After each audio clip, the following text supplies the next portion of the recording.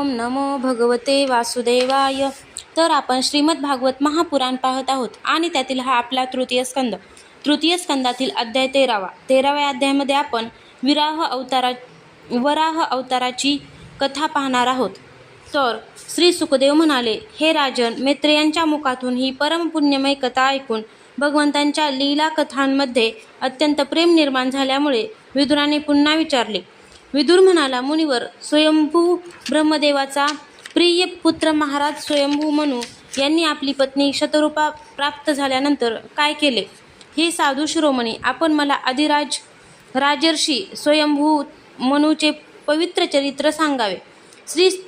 ते श्री विष्णूंचे भक्त होते, म्हणून त्यांचे चरित्र ऐकण्याविषयी मी श्रद्धाळू आहे.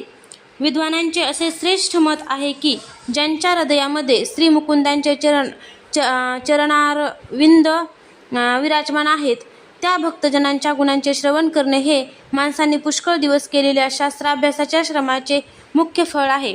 श्री सुकाचार्य म्हणाले, राजन, सहस्त्रशीर्षा भगवान श्रीहरींचे चरणाश्रित भक्त विदुराने जेव्हा विनयपूर्वक भगवंतांच्या कथा सांगण्याची विनंती केली, तेव्हा मुनिवर मैत्रेयांचे अंग रोमांचित झाले. ते म्हणाले, मैत्रेय म्हणाले, जेव्हा आपली पत्नी शतरूपेसह स्वयंभू मनूचा जन्म झाला, तेव्हा त्यांनी मोठ्या नम्रतेने हात जोडून ते श्री ब्रह्मदेवाला म्हणाले, भगवान, आपणच एकमेव सर्व जीवांचे जन्मदाते आणि त्यांची उपजीविका करणारे पिता आहात. तरीसुद्धा आपले संतान असलेल्या आमच्याकडून आपली सेवा कशी होऊ शकेल? हे पूज्यपाद, आम्ही आपल्याला नमस्कार करीत आहोत. आमच्या हातून होऊ शकेल अशा योग्य कार्याची आपण आम्हाला आज्ञा करावी, ज्यामुळे या लोकात आमची सगळीकडे कीर्ती होईल आणि परलोकात आम्हाला सद्गती मिळेल. श्री ब्रह्मदेव म्हणाले, पुत्रा पृथ्वीपते, तुम्हा उभयंतांचे कल्याण असो. मी तुमच्यावर अत्यंत प्रसन्न आहे, कारण तुम्ही सरळ भावाने मला आज्ञा करा असे म्हणून आत्मसमर्पण केले. हे वीरा, पुत्रांनी आपल्या पित्याची अशा प्रकारेच पूजा केली पाहिजे. दुसऱ्याशी ईर्ष्या न करता जेवढे होईल तेवढे त्यांच्या आज्ञेचे आदरपूर्वक दक्षतेने पालन करणे हेच योग्य आहे. तू या आपल्या भार्येपासून स्वतःसारखीच गुणवान संतती उत्पन्न करून धर्मपूर्वक पृथ्वीचे पालन कर आणि यज्ञ करून श्रीहरींची आराधना कर. राजन, प्रजापालन हीच माझी मोठी सेवा होईल आणि तुला प्रजेचे पालन करताना पाहून भगवान श्रीहरी तुझ्यावर प्रसन्न होतील. यज्ञमूर्ती जनार्दन भगवान यांच्यासह प्रसन्न होत नाहीत. त्यांचे सर्व श्रम व्यर्थ होत, कारण ते एक प्रकारे आपल्या आत्म्याचाच अनादर करतात. मनू म्हणाले, पापांचा नाश करणारे तात, मी आपल्या आज्ञेचे अवश्य पालन करीन, परंतु आपण या जगात मी आणि माझी भावी प्रजा यांच्या राहण्याचे ठिकाण सांगा. हे देवा, सर्व जीवांचे निवासस्थान असलेली पृथ्वी यावेळी प्रलयातील पाण्यात बुडालेली आहे. या पृथ्वी देवीच्या उद्धाराचा आपण प्रयत्न करा. मैत्रेय म्हणाले, पृथ्वी अशा प्रकारे अथांग पाण्यात बुडालेली पाहून ब्रह्मदेव बराच काळपर्यंत मनात विचार करीत राहिले की हिला कशी बाहेर काढू. ज्यावेळी मी सृष्टी रचना करीत होतो त्यावेळी पाण्यात बुडाल्यामुळे पृथ्वी रसातळाला गेली होती. सृष्टी कार्यासाठी आमची नियुक्ती झाली आहे. यासाठी आम्हाला आता काय केले पाहिजे? ज्यांच्या संकल्पने माझा जन्म झाला आहे त्या सर्व शक्तिमान श्रीहरींनीच आता मला प्रेरणा द्यावी. विदुरा, ब्रह्मदेव याप्रमाणे विचार करीतच होते, तेवढ्यात त्यांच्या नाकाच्या छिद्रातून अचानकपणे अंगठ्या एवढा एक विराह शिशु बाहेर पडला. हे भारता, मोठी आश्चर्याची गोष्ट अशी की आकाशात असलेला तो वराह शिशु ब्रह्मदेवाच्या देखतच मोठा होऊन क्षणात हत्ती एवढा झाला. त्या विशाल वराह मूर्तीला पाहून मरीची आदी मुनिजन, सनकादिक आणि स्वयंभू मनूसह ब्रह्मदेव वेगवेगळे तर्क करू लागले. अहो, आज वराहाच्या रूपात हा कोणता दिव्य प्राणी प्रकट झाला आहे?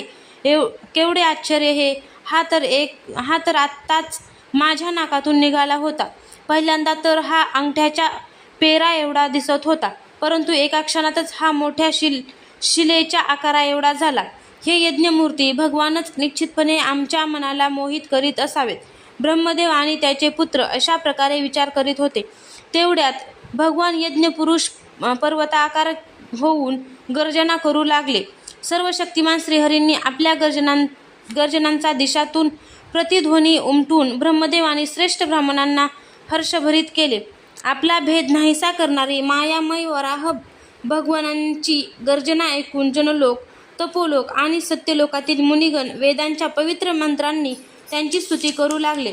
भगवंतांच्या स्वरूपाचे वेदामध्ये विस्ताराने वर्णन केले आहे, म्हणून त्या मुनीश्वरांनी जी स्तुती केली ती वेदरूप मानून भगवंत फारच प्रसन्न झाले आणि एक वेळ पुन्हा गर्जना करून देवतांच्या हितासाठी हत्तीसारखी लीला करीत ते पाण्यात घुसले.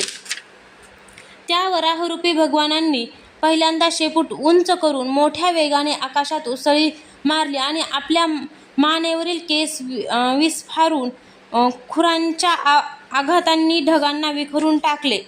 त्यांचे शरीर अत्यंत कठोर होते.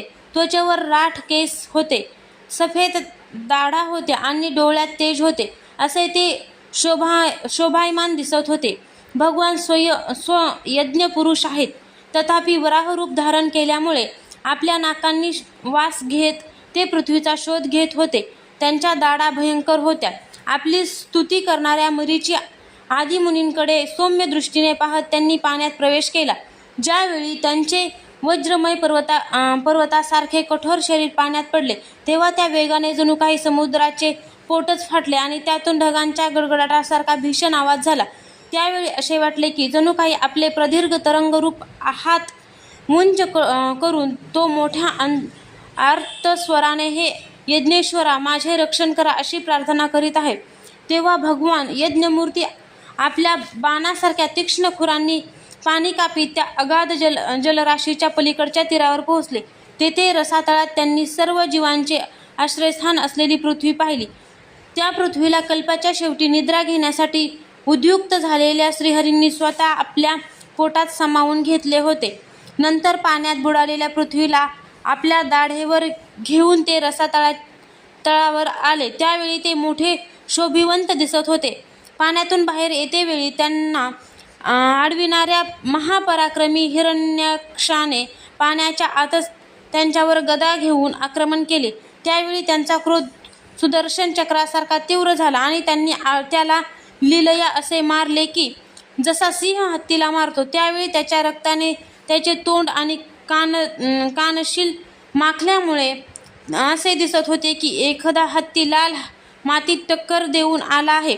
विदुरा, ज्याप्रमाणे हत्ती आपल्या दातांवर कमल धारण करतो, त्याचप्रमाणे आपल्या सफेद दातांच्या टोकांवर पृथ्वी ठेवून आलेल्या तमालपत्राप्रमाणे नीलवर्ण वराह भगवानांना पाहून ब्रह्मदेव आदींनी त्यांना हे भगवंतच आहेत असे ओळखून हात जोडून ते वेदवाक्यांनी त्यांची स्तुती करू लागले.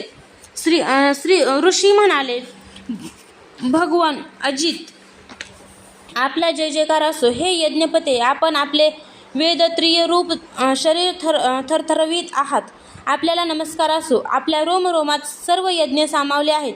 पृथ्वीला वर आणण्यासाठी वराहरूप धारण करणाऱ्या आपल्याला नमस्कार असो. हे देवा, आपल्या या शरीराचे दुराचारी लोकांना दर्शन होणे अत्यंत कठीण आहे, कारण हे यज्ञरूप आहे. यांच्या त्वचेमध्ये गायत्री आदी छंद, रोमांचकोश, डोळ्यामध्ये तूप आणि चारी चरणामध्ये होता, अवर्ध्यू, अद्वाता आणि ब्रह्मदेव या चारी ऋग्वेदांचे कर्म आहे. हे देवा, आपल्या मुखाच्या अग्रभागी स्त्रुत आहे, नासिका छिद्रात स्त्रुवा, पोटामध्ये इडा, कानामध्ये चमस, मुखामध्ये प्राशिस्त्र आणि कंठछिद्रात ग्रह आहे. भगवान आपले जे चर्वण आहे तेच अग्निहोत्र होय. यज्ञस्वरूप अशा आपले वारंवार अवतार घेणे दीक्षणीय इष्टी आहे. मान उपसद, दोन्ही दाढा प्रायणीय आणि उदनीय, जीभ प्रवर्य, प्रत्येक उपसादाच्या पूर्वी केले जाणारे महावीर नावाचे कर्म, मस्तक सभ्य आणि अवसध्य आहे. तसेच प्राणचित्ती आहे. देवा, आपले वीर्य सोम आहे. आसन प्रात सवनादी 3 श्रवण, 7 धातू अग्निष्टोम, अत्यशिष्टोम, अक्थ, षोडशी, वाजपेय, अतिरात्र आणि आप्तोर्याम नावाच्या 7 संस्था आहेत. तसेच शरीराचे सांधे सर्व सत्रे आहेत. अशा प्रकारे आपण संपूर्ण यज्ञ आणि कृतू रूपदहा आहात.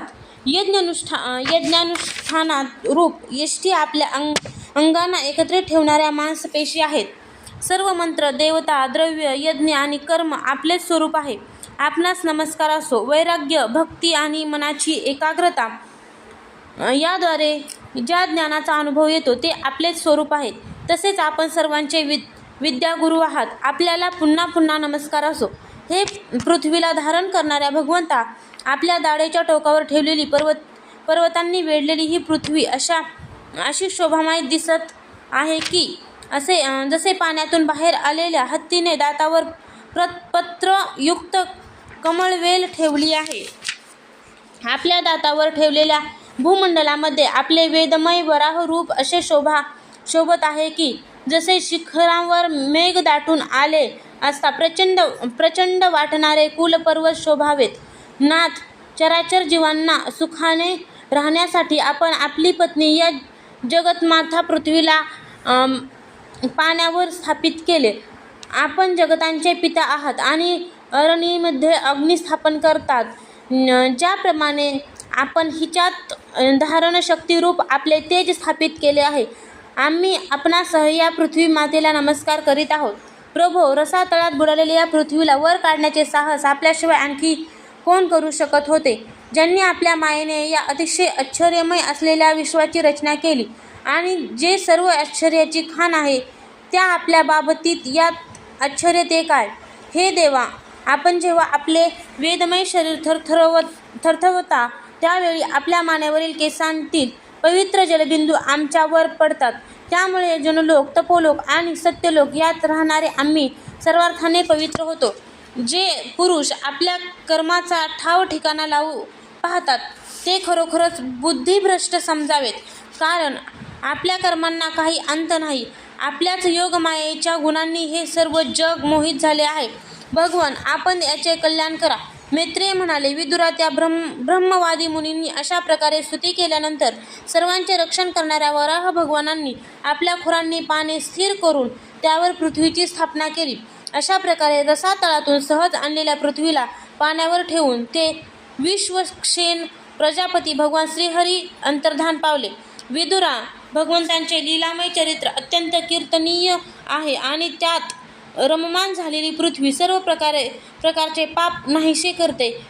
जो त्यांची ही मंगलमय मनोहर कथा भक्तिभावाने ऐकतो किंवा ऐकवितो त्याच्यावर भक्तवत्सल भगवान मनापासून फार लवकर प्रसन्न होतात. भगवंत सर्व कामना पूर्ण करण्यास समर्थ आहेत. ते प्रसन्न झाल्यावर या संसारात दुर्लभ अशी कोणती गोष्ट आहे? म्हणून तुच्छ इच्छांची आवश्यकताच काय? जे लोक त्यांचे अनन्य भावाने भजन करतात त्यांना ते अंतर्यामी परमात्मा स्वतः आपले परमपदच प्रदान करतात.